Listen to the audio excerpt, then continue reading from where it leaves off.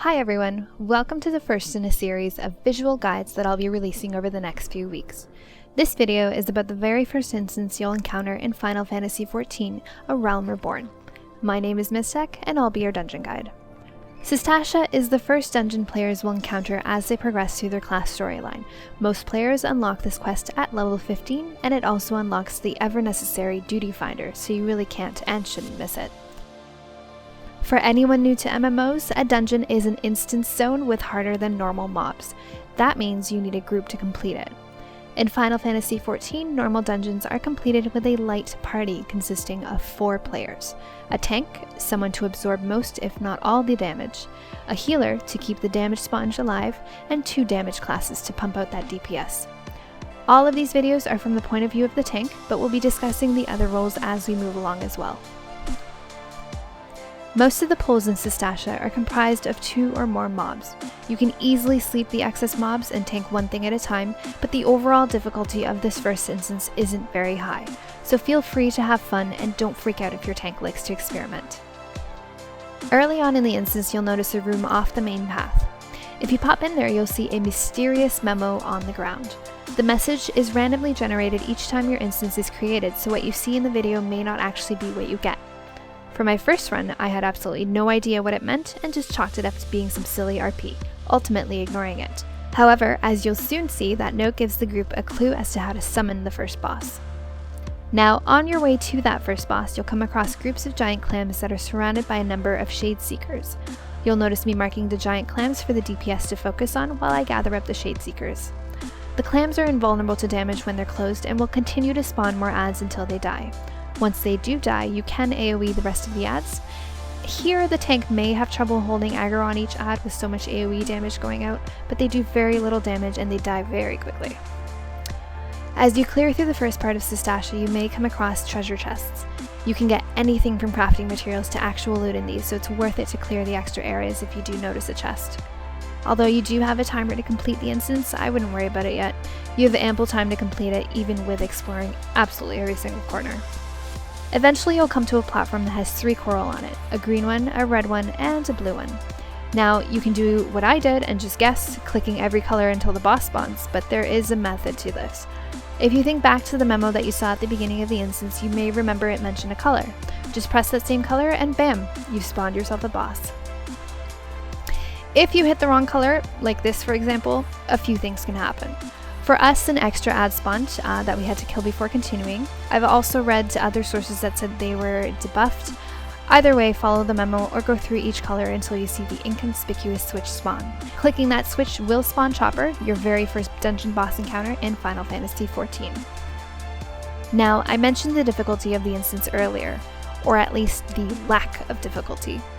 Personally, I think this instance is meant to be really easy.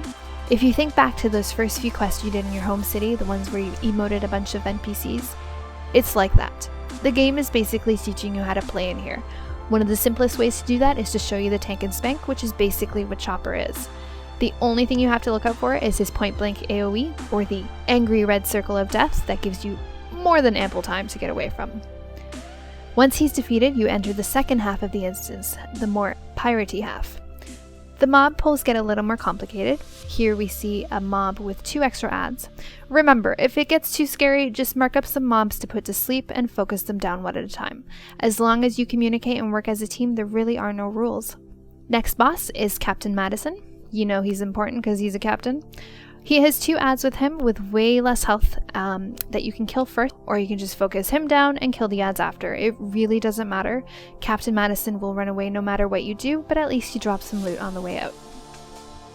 You enter the captain's quarters to find what I originally thought was the 3rd boss. Turns out, he's just a glorified mob that gets his own room because he has a key that you need. He doesn't even have his own name. Maybe Square should change it to Executive Shadowtail Reaver or something. Captain Madison again. Surprise! It is the exact same thing again. Just rinse and repeat. You will notice though that before he runs away this time, he releases the hounds on you. No big deal, just pick them up, gather them up, AoE your little hearts out. Or you can just stand there because you spammed all the wrong buttons before and now you have no TP, like I did. We're almost to the end of the instance here. There are a few more pulls here, just be careful because new ads might patrol by and aggro. As long as your tank is paying attention, this really shouldn't be a problem. Hey look! Captain Madison again. Or not. Looks like it's time for the final boss, Den the Orca Tooth. Now you will notice 4 grates around the room with unnatural ripples. Your party members can go to each grate if you see the emotes bubbles begin forming on the water surface and click them. This should stop ads from spawning in those areas, or you can ignore them and just DPS the ads as they come out. Even if you let all the ads spawn, the fight is again not that difficult as long as your tank remembers to keep them off the healers, no problem.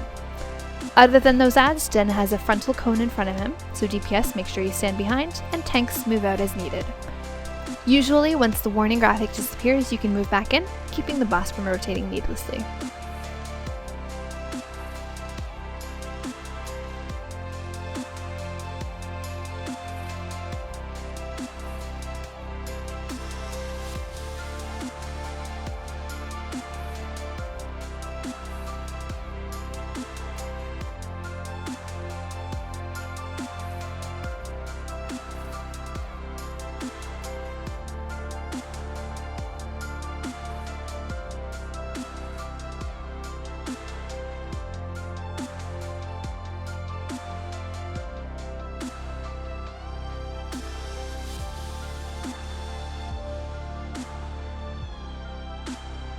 And there you have it, Sastasha, your first instance experience.